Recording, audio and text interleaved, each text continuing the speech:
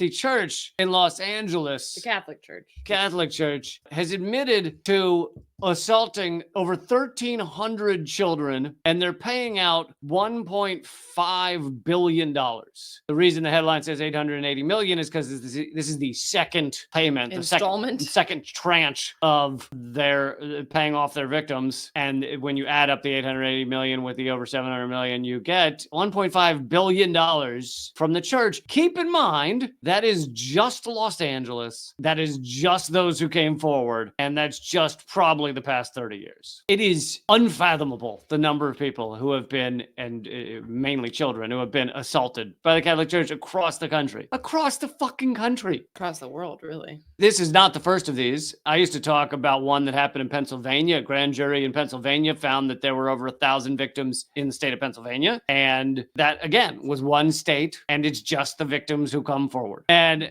my point, I know I've brought this up before, is how many children do you have to assault before an organization gets shut down? Because it seems to me like if it weren't a religion, like if it were an Arby's that had assaulted 1,300 kids, I feel like we'd probably say Arby's is done. I mean, Arby's should be shut down for assaulting people's lower intestines, but that's a different story. Different stories. But yeah, I mean, this is something that I've known about. I feel like I've known about this since I was a kid. Like, you'd hear stories about this kind of abuse in the Catholic Church, and I was just like, why are people Catholic? Like, or if you're Catholic, then why do you ever go to church? Why would you ever allow your children to go to church? I mean, I lack words to appropriately encapsulate my feelings about this, but I think your joke was very good. Like, if you have a kid and they're choosing between going through a heroin alley or through a Catholic church to get to school. You did butcher that. No? Well, you didn't set it up as heroin alley is heroin alley. Heroin alley is a weird term, but on top of that, you didn't give the setup that the kid was walking to school. You just said if he's choosing between a heroin alley and a church.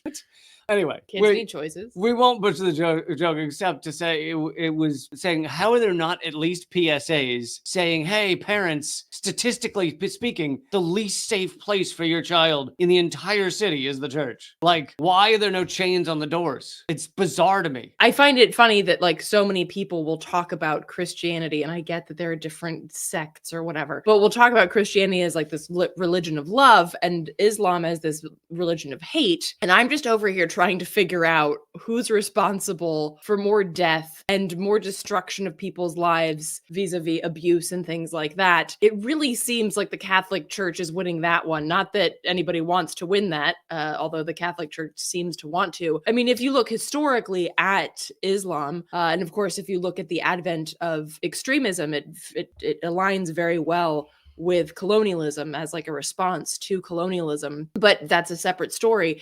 We have this vision of Islam as like this evil religion and Christianity as a good one, and yet this is what happens in these spaces. And Fatma in the chat said that there are evil people in all religions, and I think that's definitely true. There are certain people that are evil. There are also certain people that are evil outside of religion. But I think that the Catholic Church has set up a system, and there's some of this goes on in other churches, some of this goes on in synagogues, but the Catholic Church has set up a system where this has become so common and so prevalent, and the people that are caught are not drummed out. They are usually moved around they're protected, they're moved around to different churches, etc. And maybe some of that's gotten a little better in the past couple decades, but not enough. And so that's what's different. Yes, there are evil people all over the place, and there are perverts, and there are pedophiles, but there's a system here that protects them, and that allows it and protects it in a different way than just there are some evil people. It's systemic and it's systematic. And this is not to say that like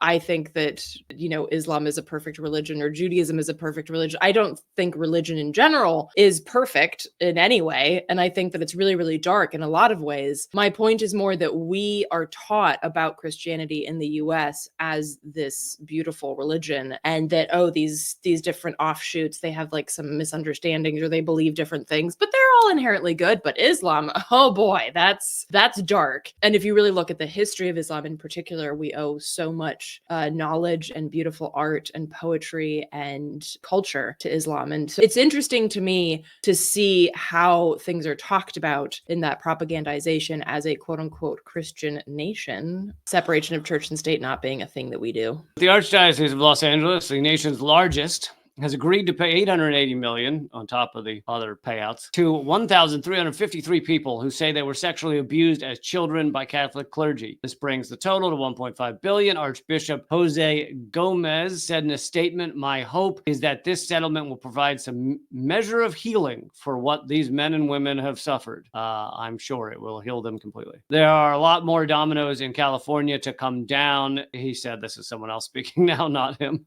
Oh, I was like, damn, okay. There are a lot more dominoes in California come down, he said, referring to other dioceses that have not reached settlements or protected themselves by filing for bankruptcy. Yeah, many of these places, including the Boy Scouts, have tried to protect themselves by filing for bankruptcy and basically saying, oh, we don't have the money to pay off our victims. That's what the Boy Scouts did. And yet these things keep going on. The Boy Scouts also had thousands of various abuses and accusations over the years, and yet still operating. Not even a little. I think they need a little sticker on the pamphlet that says, oh yeah, your kid might be scarred for life. Just be ready. I think the other something that this speaks to is how little we value children in our society, right? People are supposed to be broodmares for the state, but we don't give a damn about children. Having traveled and having lived in other parts of the world, I can say that the US is by far the most child unfriendly place that I've lived and visited. People look at, and I'm not just talking about like crying babies on planes. I mean, like generally. I mean, those should be beaten, but other than that. Generally, people look at you like you have shat in their lap when you walk in with a kid into like any establishment, whether that be like a